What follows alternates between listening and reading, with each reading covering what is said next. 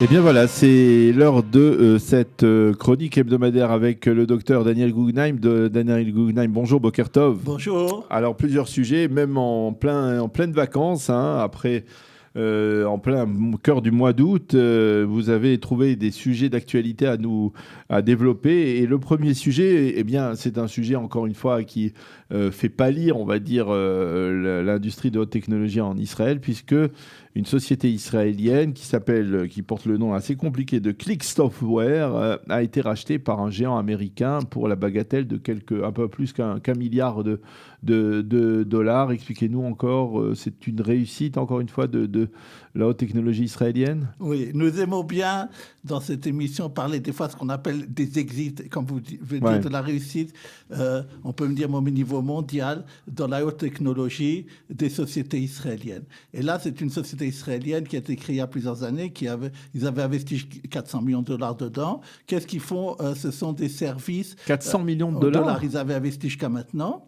Et cette société a pour but de faire faciliter aux entreprises tout ce qui est, en utilisant l'outil informatique, tout ce qui est la gestion de leur clientèle. Okay. Une logistique, c'est une question de logistique. Et apparemment, ils font bien ça. Et ça a plu, comme vous avez dit, à cette société américaine. C'est à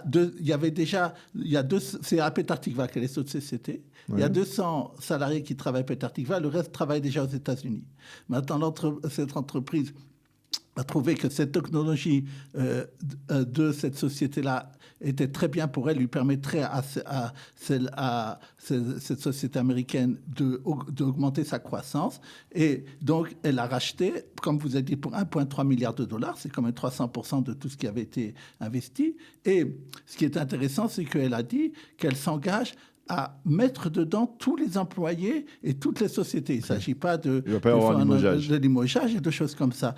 Et donc, c'est important de souligner, comme vous dites, encore une réussite de des sociétés de haute technologie israéliennes. Alors, on va reparler également de technologie, mais là, cette fois-ci, il s'agit d'une relation un peu plutôt inattendue, il faut bien l'avouer, avec EDF. EDF, l'électricité de France, hein, qui est une société, une compagnie, on va dire, française. Vous allez me dire si c'est plutôt privé ou plutôt gouvernemental, qui a décidé d'investir près de 275 millions de shekels pour installer un champ solaire dans la région de la Harava, près d'Eilat. Oui, c'est intéressant. Donc, c'est une filiale d'EDF qui, il y a 2 ans, il y a eu un appel d'offres. Il s'agit de faire un champ immense de panneaux solaires à côté de Timna, dans la région de Eilat. Et ça doit être à partir de la fin de 2020. Avec ce qu'ils vont faire, ça pourra servir à toute l'électricité pour Eilat et sa région. Et ils ont même fait une sorte de circuit qui permettra de faire partager cette électricité à l'ensemble même d'Israël. Et d'abord, on peut se poser la question pourquoi c'est une société française qui a eu et pas une israélienne. Voilà, il y avait là-bas, il y a eu un appel d'offres, il y avait d'ailleurs des sociétés israéliennes. Il y a 2 ans, je n'ai pas revu tous les détails pourquoi. Je voudrais souligner d'ailleurs que cette semaine, pour une autre histoire, il y a eu une société étrangère qui a eu par le ministère des Finances un appel d'offres et l'a gagné. Une société israélienne a dit non, on n'a pas respecté Israël et ils ont gagné devant le tribunal. Okay. Mais là, apparemment, ils n'ont pas fait, les sociétés israéliennes n'avaient pas fait. Mais ce qui est intéressant, c'est donc 275 millions de shekels. Israël n'aura pas versé un seul sou. C'est ce qu'on appelle les projets BOT. Pendant 25 ans, il y aura de l'électricité qui sera donc fournie par tout ce champ solaire immense. C'est le deuxième d'Israël. Et vous pensez bien que dans la Rava, il y a de la place. Et ce qui a eu cette filiale, elle a réussi à avoir 31 gourotes pour le kilowatt, ce qui est assez cher parce que maintenant, l'électricité, on arrive à l'avoir moins cher. C'est la seule chose qu'elle a obtenue. Mais tout le reste, ça permettra, par exemple, à Eilat de faire une nouvelle école parce qu'elle a reçu 25 millions de shekels. Une grande partie est partie à ce qu'on appelle la rechute Mekak Israël, ce qui fait ceux qui ont un terrain en Israël.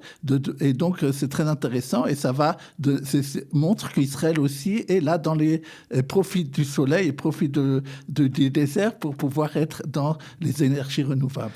Eh bien, c'est très important, très intéressant. Par contre, une information que vous nous livrez et qui est un peu étonnante, hein. C'est un contribuable israélien qui a été contraint de payer 1,5 million de shekels en espèces aux impôts parce que les banques refusaient des espèces. Alors ça, on a parlé beaucoup des espèces et de la lutte, on va dire, du marché économique israélien contre l'utilisation des espèces. Mais alors, expliquez-nous comment on en est arrivé là. Oui, il y a quelques années de ça, 1 ou 2 ans, quelqu'un de 80 ans est venu aux impôts avec son avocat et dit « Je veux profiter de ce que vous dites Gilui Meratzon ». C'est-à-dire que lorsque quelqu'un contribuable israélien n'a pas déclaré tous ses revenus, il peut profiter de la clémence, la bienveillance des impôts.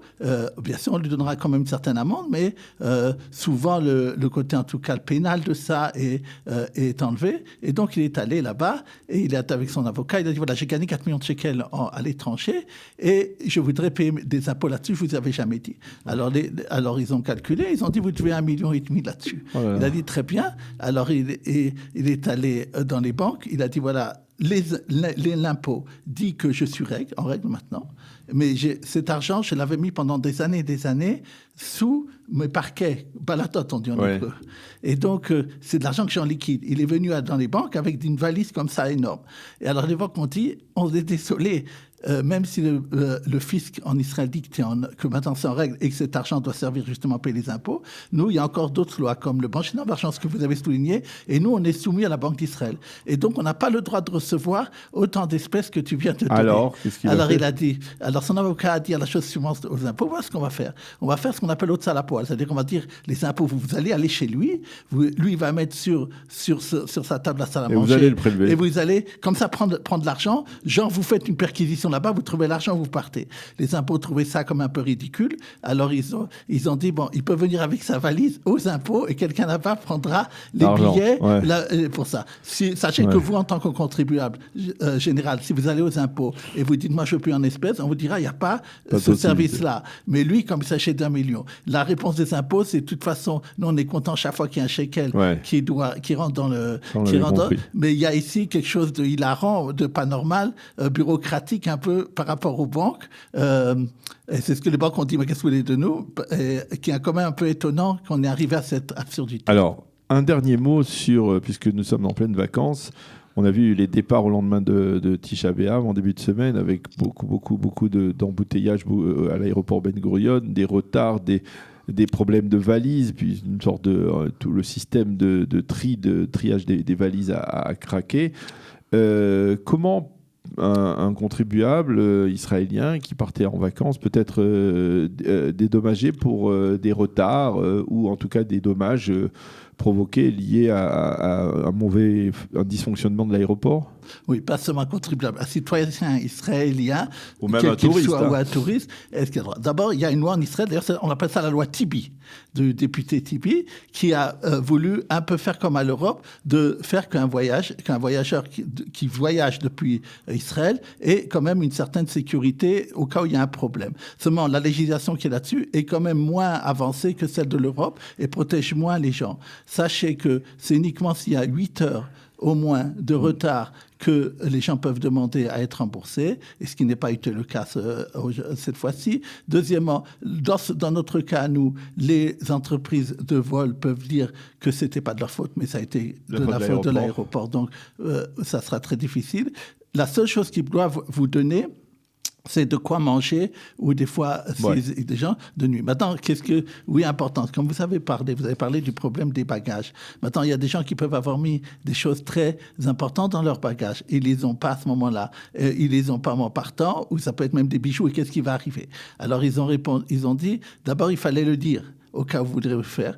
Maintenant, il y a une assurance. Souvent, quand les gens prennent, vous savez, une assurance de santé, qui est dedans une assurance de voyage. Alors, ils ont dit, ne comptez pas non plus là-dessus, parce que vu ce qui se passe, les compagnies aériennes disent d'abord, les assurances disent d'abord, allez essayer chez les compagnies aériennes de vous faire rembourser, et seulement si vous n'arrivez pas... On se renvoie et donc, il n'y a pas tellement... Je ne suis pas de bonnes nouvelles pour ça, mais il n'y aura pas tellement de possibilités, dans ce cas qui s'est présenté là, de se faire rembourser pour les gens. Eh bien, merci beaucoup, docteur Daniel Guggenheim. Il est déjà 9h04 sur Studio Qualita. Merci d'être venu en plein été donc, dans notre studio pour votre chronique hebdomadaire.